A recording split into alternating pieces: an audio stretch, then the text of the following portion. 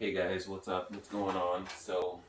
Um, Stephen here, just coming here to try to do a quick little review of two speakers that I've actually been waiting to see reviews on myself on YouTube, but it's been a couple years, and the only review of the Devialet and the Bang& Olufsen Beosound Edge is in Vietnamese, so it's not terribly helpful to those of us who don't speak Vietnamese. I believe it's Vietnamese.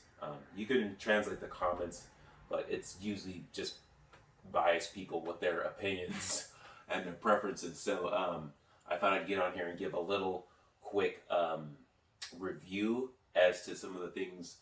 It's not going to be a comprehensive review by any means, but I'm just going to compare some of the things about them that I find that I like and give you my opinion on which one I like the most. I'm not a hardcore audiophile, but I would consider myself an audiophile light, like a LITE.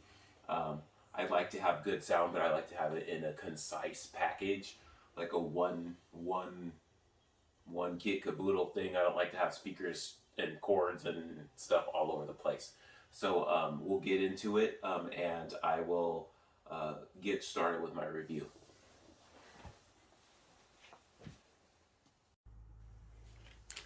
So, just to start off a little bit about each speaker's features, we'll start with the Bang& Olufsen.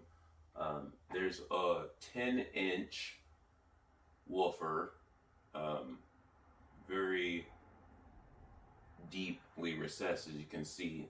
There are two actual mid-ranges, 3 1/4. No, this is a 4-inch woofer or mid-range. There's actually the same two speakers on the back of it for a omnidirectional sound, um, and a 3/4-inch tweeter. There's also this active bass port thing, which I don't know. It opened. You might have been able to see it. You might not have been able to see it.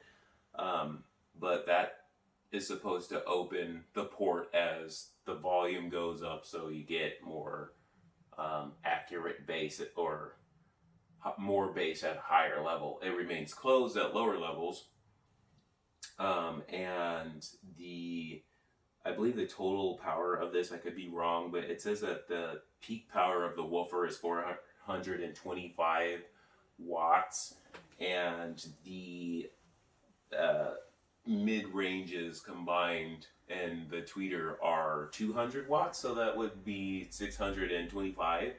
I don't know if they're advertising more for the speaker as a whole, but I just put that math together. The sound pressure, it goes up to 104 decibels and 92 decibel bass limit. And I will say with this speaker, I did discern that as I got louder, the bass didn't necessarily get louder with it. It remained present, but it wasn't. It didn't get overwhelming. So I can tell that the bass does back off a little bit once it starts getting in the upper ranges, and I'm sure that's just to protect the drivers. Now moving on to the DVLA, it has the two aluminum woofers on the side. I believe this is the mid-range right here. This thing in between the cover for the tweeter, which is in here. This is the premium one. I got it over a year ago. It's now matte, but this is a Devialet Phantom 1. It was called the Gold when I got it. Now it's the Phantom 1. And it has the titanium tweeter. And like I said, I've touched this apparatus right here while the speaker's been on, and I felt vibrations, whereas you don't feel it anywhere else. So I'm led to believe that this right here is the mid-range, because it does say it's a three-way speaker. And so I do try to figure out where the mid-range is on the speaker. But nonetheless, it sounds great. Sounds fantastic. This speaker, the frequency ranges for the Bang & Olufsen is between 12 hertz, which is really low. and I believe 24.4 kilohertz, which is actually really good. The Devialet, the bass, the hertz starts at 14, and the kilohertz go all the way up to 27,000. So a bit brighter sounding. I didn't notice a huge difference while listening to them. I can tell that the Devialet is a little bit more brighter, but when it comes to the bass, I'm gonna go ahead and give it to the Bang& Olufsen, and has nothing to do with bias. I actually held off on buying the speaker for about a year just because, well, number one, these you'll have to sacrifice a kidney to get one, let alone two alone. But I wasn't convinced because I own the DVLA and I'm just blown away by the bass. They say the human ear hears frequencies around 20 hertz at the lowest, and this one drops down to 14, and this one drops down to 12.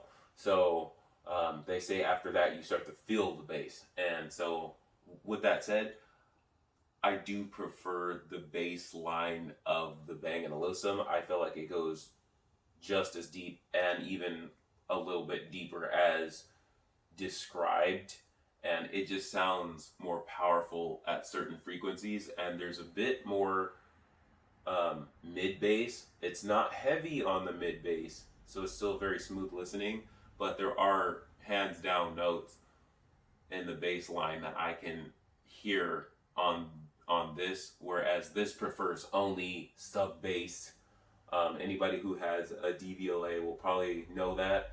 Any kind of hip hop sounding music or whatnot, or I don't know, maybe rock or whatever that has high bass in the frequency of probably, I want to say, around 70 to 80, 60. It's very it's pushed to the background when it comes to the speaker, and it's not heavy in the Bang & Olufsen either. But I would say starting from frequencies around maybe 50 hertz, you really hear a bit more on the Bang & Olufsen, whereas I feel like the DVLA, it's not till it starts getting around 40 that it starts to really wake up and come alive with that bass. So before I was just like, oh, I was just thrilled with lower bass, but as time has come on, I've come to appreciate just that mid bass has its place. So when it comes to sound preferences, I do prefer the Bang & Olufsen. It sounds just as clear, just as bright as the DVLA, and also there's an app where you can change the sound settings, which is great, to your taste. It's not a, oh, well, this is how a real audio experience is supposed to sound, and anyone who disagrees doesn't know music type of gig. Just like food, not everybody prefers the same amount of salt in their food. Same thing with another sense, the hearing. What sounds good to one person may not sound good to another.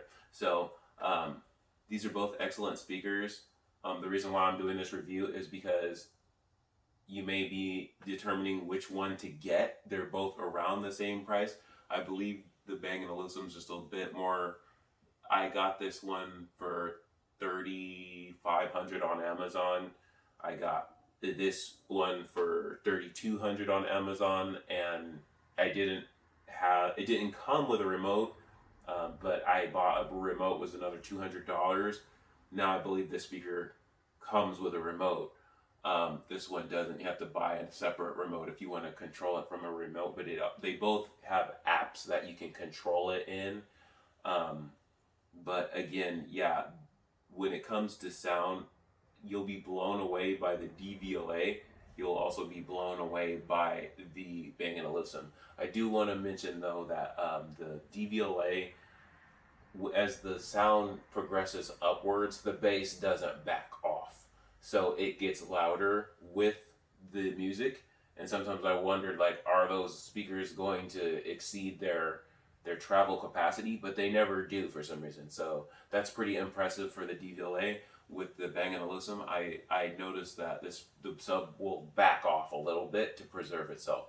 So depending on if you like listening to the music really loud, and you want the bass to be present, um, it will definitely be there. However, just keep in mind that there are going to be certain bass notes that you're not going to necessarily hear, or they're going to be very muted in the background. Whereas this speaker, you will hear more of a full range of bass.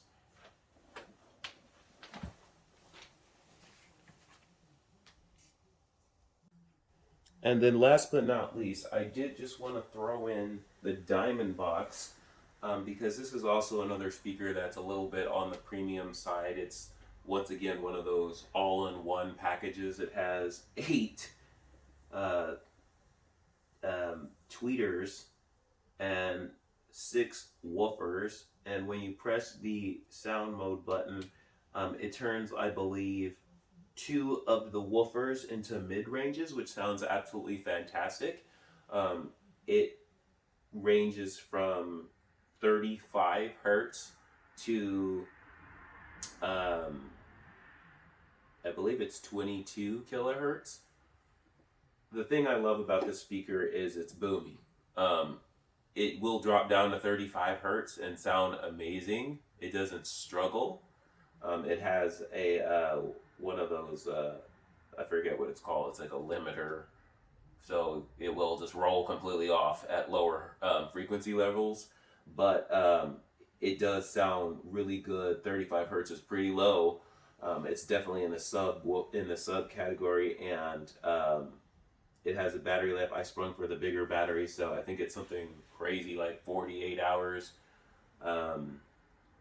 At regular listening levels, and it's very easy to adjust the volume. You can adjust it on your smartphone, but you can also adjust it from the speaker, which is fantastic.